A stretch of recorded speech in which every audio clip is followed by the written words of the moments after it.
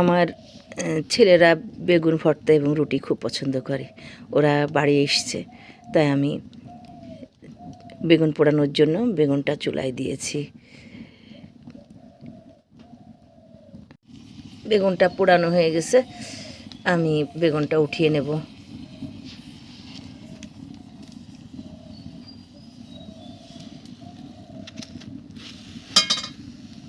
শিক থেকে বার করে নিয়েছি বেগুনটা।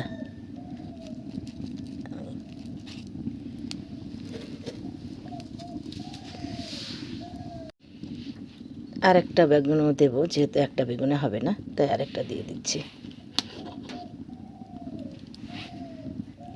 এবার আলু ভাজির জন্য কড়াইটা দিয়ে দেব। দিয়ে দিলাম কড়াইটা। পরিমাণ মতো তেল দিয়ে দিচ্ছি ভাজির জন্য।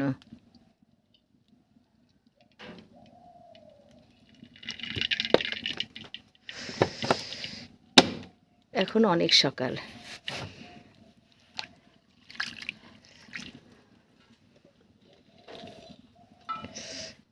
আমি কাঁচা ঝালে পেঁয়াজ কুচনো দিয়ে দিচ্ছি।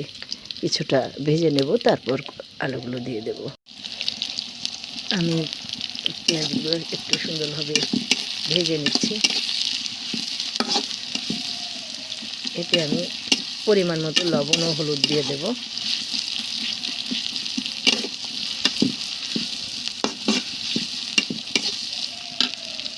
বেগুনও পুড়ে গেছে, মানে হয়ে গেছে পোড়ানো। এটা আমি উঠিয়ে নেব। উঠিয়ে নিয়ে শিক থেকে বার করে নেব। এটা আমি হয়ে গেছে কত সুন্দরভাবে।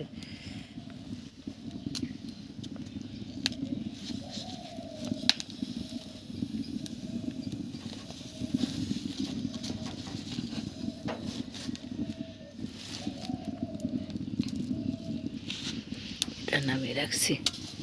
দুইটা বেগুন পোড়ানো হয়ে গেছে আমার। আর পেঁয়াজ ভাজি কিছুক্ষণ হয়ে গেছে, পেঁয়াজ আর ঝাল ভাজি। এবার আমি পরিমাণ মতো লবণ দিয়ে দেব ভাজির জন্য। দিয়ে দিলাম এবং হলুদটাও দিয়ে দেব।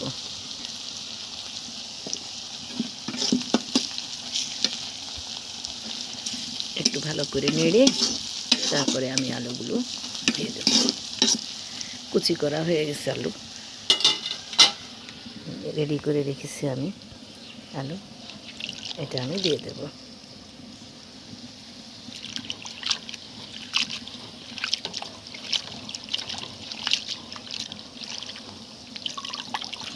অনেকটুকুই আলু ভাজি করব আমি। বিসমিল্লাহির রহমানির রহিম।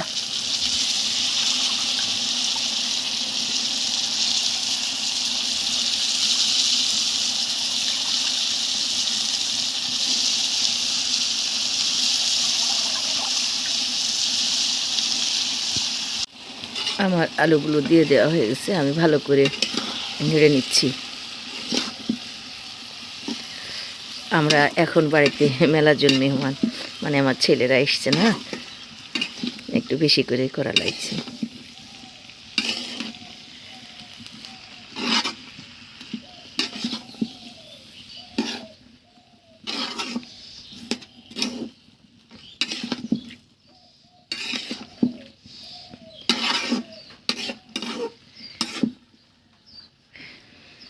এটা আমি ঢাকা দিয়ে দেব।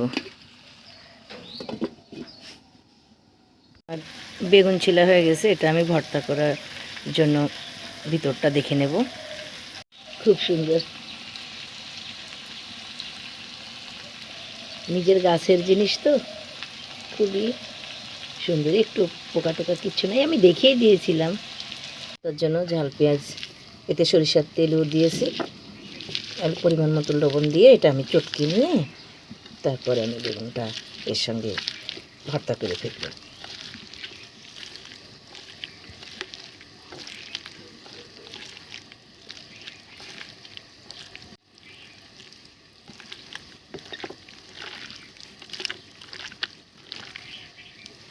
আমার বেগুন ভর্তা হয়ে গেছে। আমার আলু ভাজি শেষ হয়ে গেছে আর কি। আমি এখন এটা একটা গামলায় ঢেলে নেব, উঠিয়ে নেব আর কি। আমার ভাজি ওঠানো হয়ে গেছে।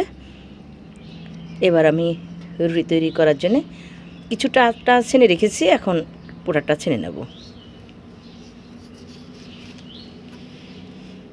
আমি আটাটা ছেনে নিচ্ছি রুটি তৈরির জন্য। আমি রুটি তৈরি করার জন্য লইতে রেখে নিচ্ছি।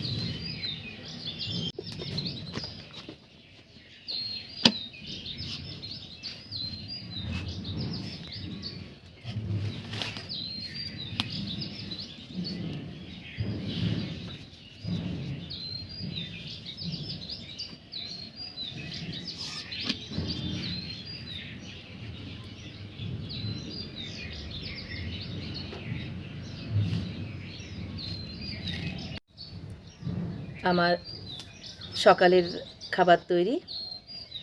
আমি এগুলো ছেলেদের পরিবেশন করব।